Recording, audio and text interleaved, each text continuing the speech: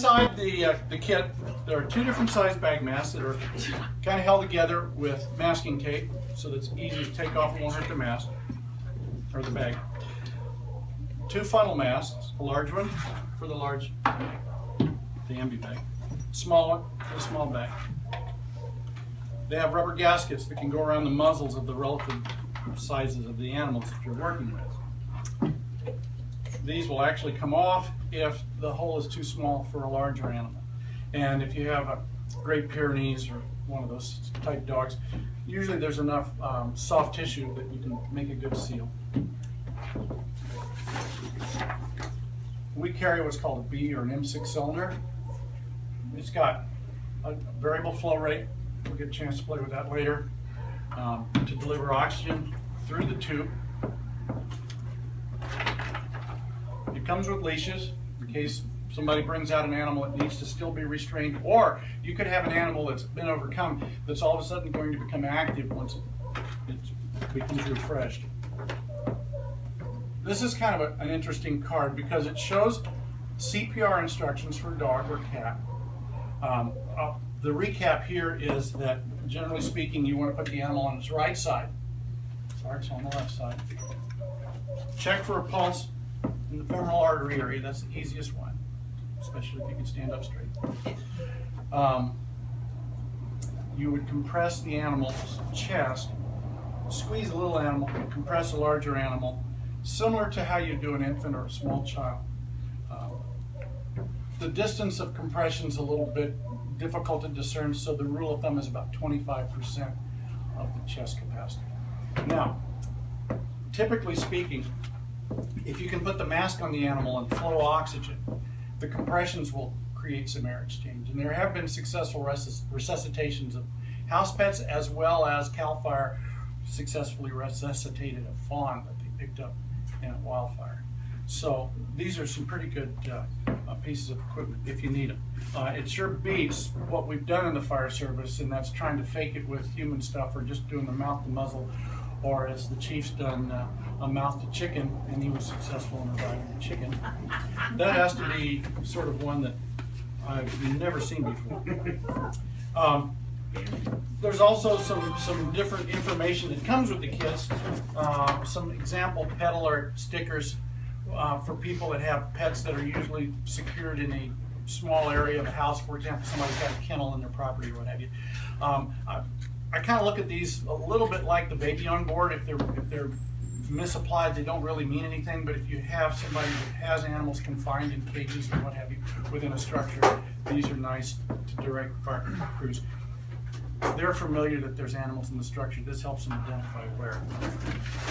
The package will also come with a variety of other documents, including some of the procedures and guidelines by various fire departments that use these things.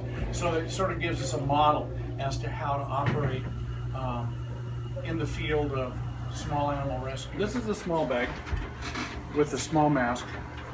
The opening here is pretty adequate for this particular dog.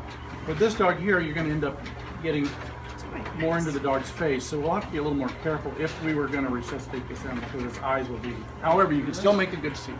Leakage. Because you get teeny tiny muzzle. Yeah, exactly.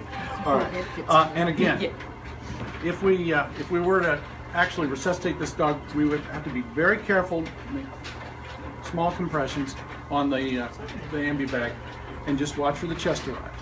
When do you use that versus using the, or is it always attached? It's connected to the oxygen, so it'll have an enriched oxygen supply no matter what. Okay. If you're resuscitating and you don't have the oxygen tank available for whatever reason, you can still put room air or atmospheric air into the animal to get to breathe. And in some cases, just simple CPR compressions will generate enough stimulation that the animal will recover. Some of these animals are pretty resistant if they don't have underlying medical problems. Like I say, the fawn that they found, they had no idea how long it was down, and they tried it, the fawn came around, it's now in a wildlife rehab center. So, it provides you some options. And from the public safety side of it, instead of standing there and not being able to do anything when you have distraught animal owners, you've got something that you can move forward with that has a fairly high degree of success. So you start out with it fully hooked up, not just with the bag and yes, and the idea of the jump kit, the way it's made up, is that everything can be put together rather quickly. All you have to do is just grab that cylinder. It's got a handle on it already. Hook the oxygen up. What I tend to do is I tend to let it run at high flow for just a short period of time so the bag will inflate. You know, you want this reservoir to, once the animal starts breathing, you don't want him to just suck into a vacuum. And then we can either apply resuscitative efforts by squeezing the bag, and you can increase the size of the bag. And that's another thing with the large animals. A lot of times we'll store these things compressed because it takes up less space in the bag. Plus, if you're only using a little bit, it helps control how much you're delivering to the animal. Yeah, but normally you're going to want to pull these things out, and you can get a nice handhold. If in doubt, there's the sheet. If you're working in teams, somebody can read the sheet while you're setting everything up and remind you what the proper compression rates are and so forth. It changes as the animals get larger. So Would have been great to have when we had to take Kobe cesarean yes, instead of me. yeah. We've done the mouth to horse and the mouth to dog and what have you, and it can work, but this is a whole lot easier. Now, a couple other things that we want to think about.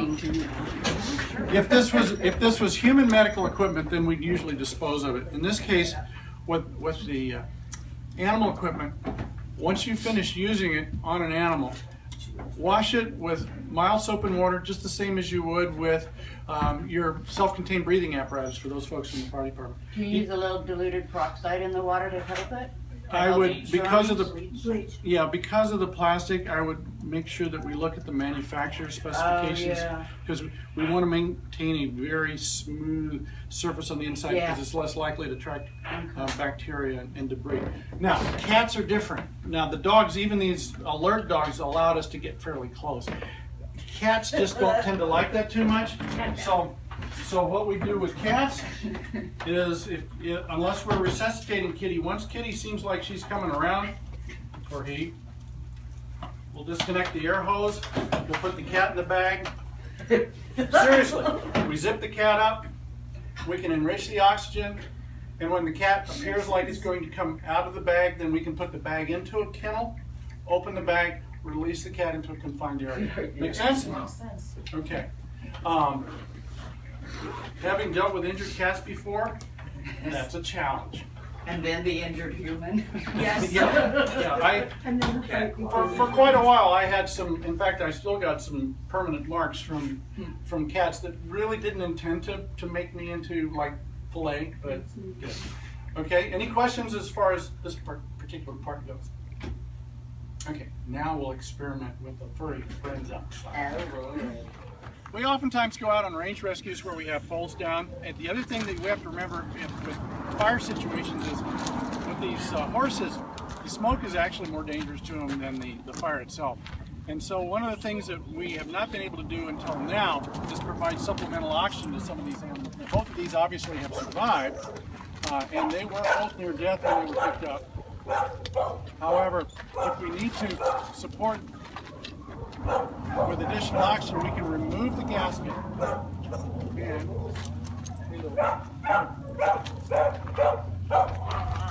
we can encapsulate the nose capsule with the cone. Also, if we have to, we can make an adaptation, which we have done in the past using more primitive oxygen cylinders, and that's to use like a large water bottle, cut the ends off, but make it smooth enough that we're not going to harm the horse or be irritating, and slide that over. Although this cone here, because it's got a nice round lip, works really well. These horses are obviously fully ambulatory and active, and they're in a new environment, which makes it a little more exciting for them. But even then, if you come in and you're not claustrophobic, they will accept the cone around their nose and step up to the oxygen bar, kids.